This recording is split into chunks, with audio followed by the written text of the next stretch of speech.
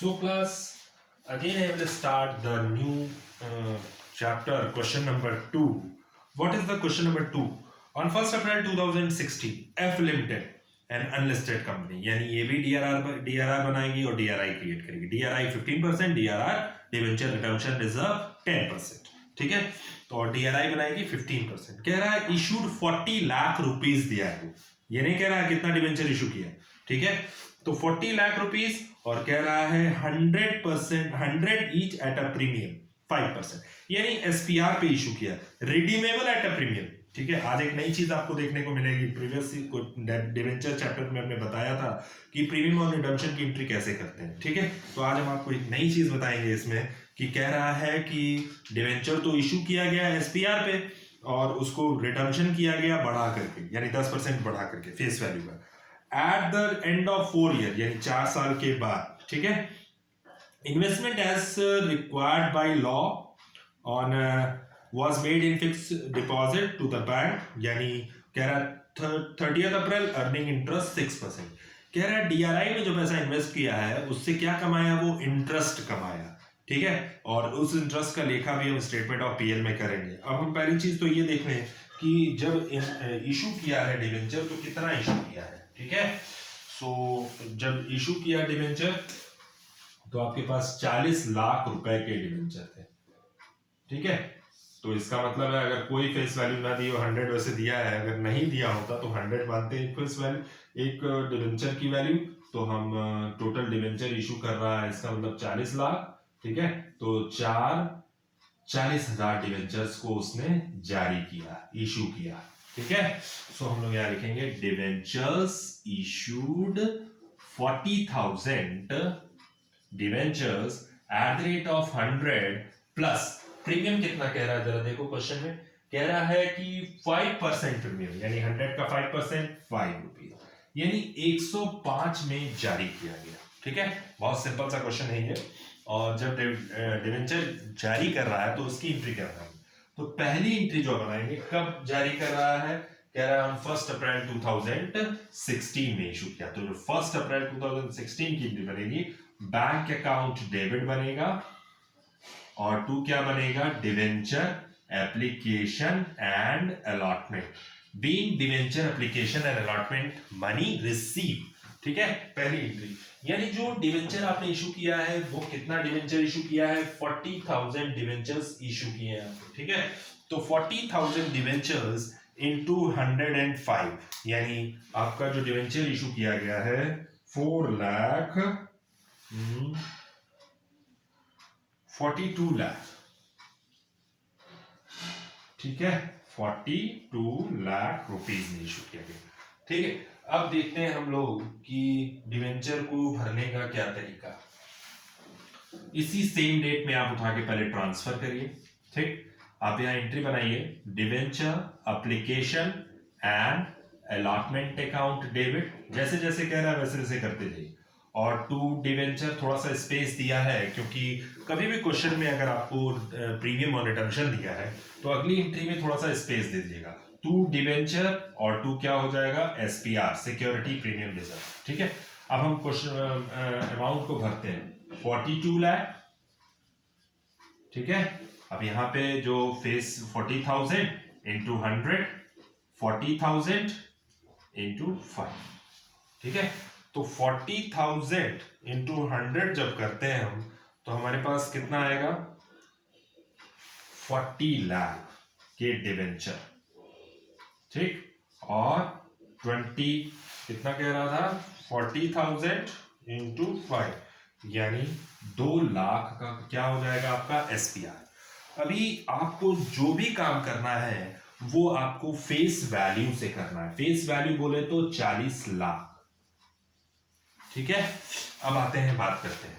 40 लाख का debenture issue कर दिया हमने. ठीक, यानी उसको कितने में इशू किया था, 42 लाख विद प्रीमियम के साथ, विद एसपीआर उसको हम कहते हैं. ठीक है ना, आगे हम क्वेश्चन में है 2 लाख रुपए का एसपीआर है इस पे. अब हम बात करते हैं आपको कि प्रीमियम और रिडम्पशन. आज एक नई एंट्री आपको फिर मिलेगी, हम प्रीवियस में समझा चुके हैं इस एंट्री को. तो कह रहा है कि redeemable at a premium. Question में कह रहा है रिडीमेबल एट प्रीमियम, यह सिक्योरिटी प्रीमियम नहीं है, 10%, रिडीमेबल एट 10%, ठीक है। तो जब भी ये क्वेश्चन में देगा तो इसका मतलब है कि हमारा कंपनी का कहीं ना कहीं लॉस हो रहा है और ये पैसा जाएगा, ये कंपनी की लायबिलिटी है कि डिबेंचर होल्डर को इतना पैसा बढ़ा करके पेमेंट करेगी। तो हम इसी ट्रांसफर के समय हम एंट्री कर लेते हैं और यहाँ पे एक नई एंट्री बढ़ जाती है, प्रीमियम ऑन रिडम्पशन अकाउंट, ठीक है।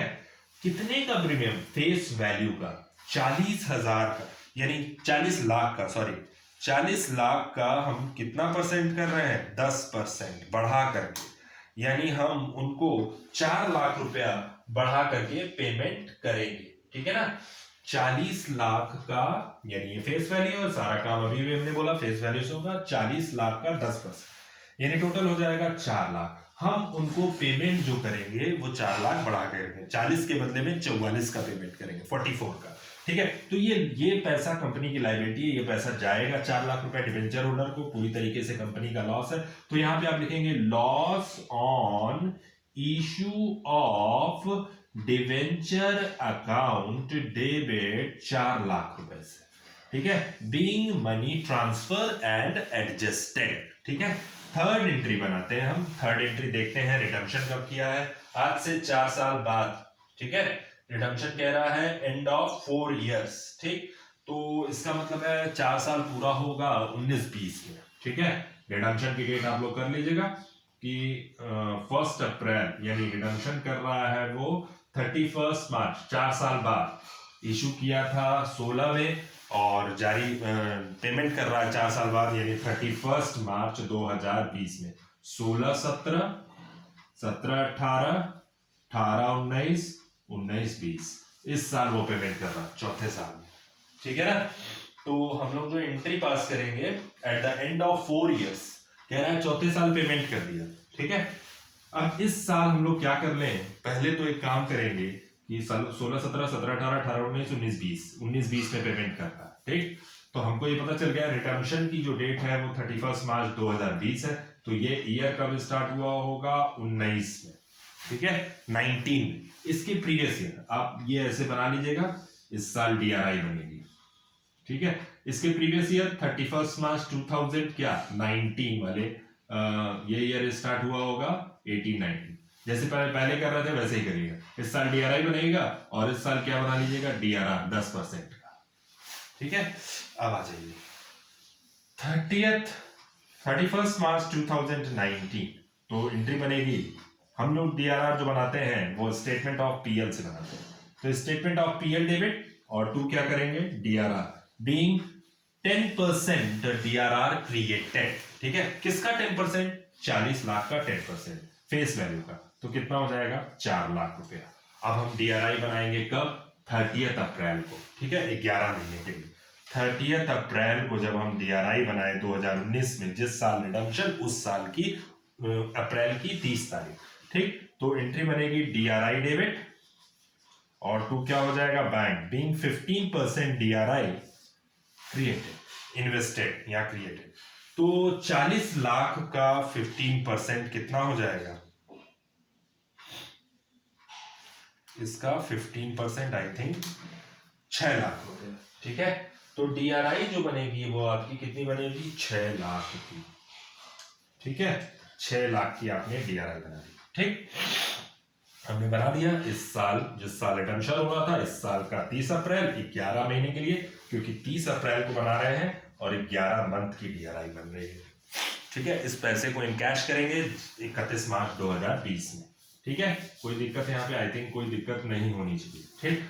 अब हम बात करते हैं कि इंटरेस्ट कमा रहा है, वो कितना इंटरेस्ट कमा रहा है? कह रहा है 6% इंटरेस्ट कमाया। रिडम्पशन इन्वेस्टमेंट किया था 30 अप्रैल को, रिडम्पशन कर रहा है 31 मार्च 2020 में। तो इस पैसे को 31 जब डिबेंचर होल्डर को पेमेंट करेंगे तो इस पैसे को कंपनी निकाल लेती है, ठीक है, 31 मार्च 2020 में, ठीक। यानी जब निकालेगी तो DRI debit, sorry bank debit, पैसा इन कैश हुआ, बैंक डेबिट और टू क्या करेंगे? डीआरआई, और 2, इस पैसे पर वो क्या कमा रही है, इंटरेस्ट कमा रही है, या इंटरेस्ट रिसीव या इंटरेस्ट अर्न, ठीक है। Being DRI money in cash, यानी 6 लाख का डीआरआई आपने इन्वेस्ट कर रखा था 11 महीने के लिए, 30 अप्रैल से 31 मार्च 2020 को अगर आप काउंट करेंगे तो 11 मंथ आ गया। तो 6 लाख का कितना परसेंट इंटरेस्ट कमा रहा है, वो कह रहा है क्वेश्चन में कि 6% का इंटरेस्ट है, ठीक है। तो 6 लाख का 6% का इंटरेस्ट इंटू 11/12, ठीक। तो 6 लाख का 6% इंटू 11 डिवाइडेड बाई 12, यानी आपका सीधा सीधा वो कमा रहा है 33,000 इंटरेस्ट, ठीक है। तो 33,000 यहाँ 6 लाख लगा करके कंपनी 6,33,000 यानी 33,000, 6,33,000 कमा ले रही है, ठीक है। अब हम बात करते हैं डिवेंचर होल्डर को पेमेंट की, ठीक। सो प्रीमियम और रिडम्पशन पे पेमेंट किया था, आपको पता है, इसीलिए ये एंट्री हमने पहले ही पास कर दी है 4 लाख से, कंपनी का लॉस भी था ये, ठीक। तो 31 मार्च 2020 में जब हम डिवेंचर वापस लेंगे पहले, तो डिवेंचर अकाउंट डेबिट और 2 क्या हो जाएगा, डिवेंचर होल्डर, और 2 क्या हो जाएगा, प्रीमियम ऑन रिडम्पशन क्रेडिट था। जब भी हम डिवेंचर होल्डर को पेमेंट करने जाएंगे, डिवेंचर वापस लेंगे और यहाँ पे कर दीजिएगा premium on redemption account debit, और 2 क्या कर दीजिएगा, टू डिवेंचर होल्डर, ठीक है। कितना पेमेंट करना है डिवेंचर होल्डर, हमने कहा था ना कि 40 लाख के बदले में 44 लाख का पेमेंट करना है, तो यहाँ आप 44 लाख प्रेजेंट कर दीजिएगा, ठीक है। इसके बाद 4 लाख का आपको नुकसान हुआ था, वो डिवेंचर वापस कितने का आया था, 40 लाख। तो आपने ये देख रहे हो, आप डिवेंचर 40 लाख का है और डिवेंचर होल्डर को कितना पेमेंट कर रहे हैं, 44 लाख। पहले आप क्रेडिट करके फिर जब डिवेंचर होल्डर को पेमेंट करने जाएंगे तो उठा के सीधा डेबिट कर दीजिएगा, ठीक है। फिर 31 मार्च में 2020 में जब डिवेंचर होल्डर को पेमेंट करेंगे तो डिवेंचर होल्डर डेबिट और 2 क्या हो जाएगा, बैक, बीइंग पेमेंट मेड, कितना, यानी टोटल 40 लाख और प्लस कितना हो जाएगा, 4 लाख, ठीक है, प्लस 4 लाख, तो आपका हो जाएगा टोटल 44 लाख का पेमेंट हमने डिवेंचर होल्डर को कर दिया 31 मार्च 2020 में, ठीक है। हमने पेमेंट भी कर दिया, हमने इंटरेस्ट भी निकाल लिया। सी पेमेंट डेट में हमारी एक एंट्री और बचती है जिसमें डीआरआर बच रहा है और इंटरेस्ट अर्न की एंट्री। इंटरेस्ट देखिए कंपनी के लिए फायदा हो रहा है क्योंकि कंपनी इस पैसे को इन्वेस्ट कर रही है, तो जो इंटरेस्ट रिसीव होता है वो कंपनी कहाँ ले जाती है, स्टेटमेंट ऑफ पीएल के क्रेडिट में ले जाती है। तो यहाँ पे जो हम एंट्री करने जाएंगे, इंटरेस्ट अर्न को डेबिट करके इस पैसे को हम पीएल में जो कि कंपनी ने कमाया है तो स्टेटमेंट ऑफ पीएल में ट्रांसफर करेंगे। कितना पैसा कमाया है, 33,000, ठीक है। तो ये 33,000 लास्ट एंट्री, एक लास्ट एंट्री और बचेगी 31 मार्च 2020 में जो डीआरआर आपने क्रिएट किया था, इस 30 डीआरआर डेबिट और पेमेंट डेट में, रिडम्पशन डेट में इस पैसे को हम ट्रांसफर करते हैं जनरल रिजर्व में। कितना पैसा आपने निकाला था, 4 लाख, तो 4 लाख को आपको ट्रांसफर कर देना। ये था आज का आपका सवाल, क्वेश्चन नंबर 2 खत्म हो गया। क्वेश्चन नंबर 2 और बहुत अच्छा क्वेश्चन था। एक आपको इंटरेस्ट अर्न की एंट्री मिलेगी, दूसरा प्रीमियम और रिडम्पशन देख लीजिएगा, और तीसरा स्टेटमेंट ऑफ पीएल में कैसे हम ट्रांसफर करते हैं, चौथा जो डीआरआर बना रहे हैं हम उस डीआरआर को कैसे ट्रांसफर करेंगे हम जनरल रिजर्व में, ठीक है। तो ये आज का आपका क्वेश्चन था, क्वेश्चन नंबर 2 खत्म हो गया।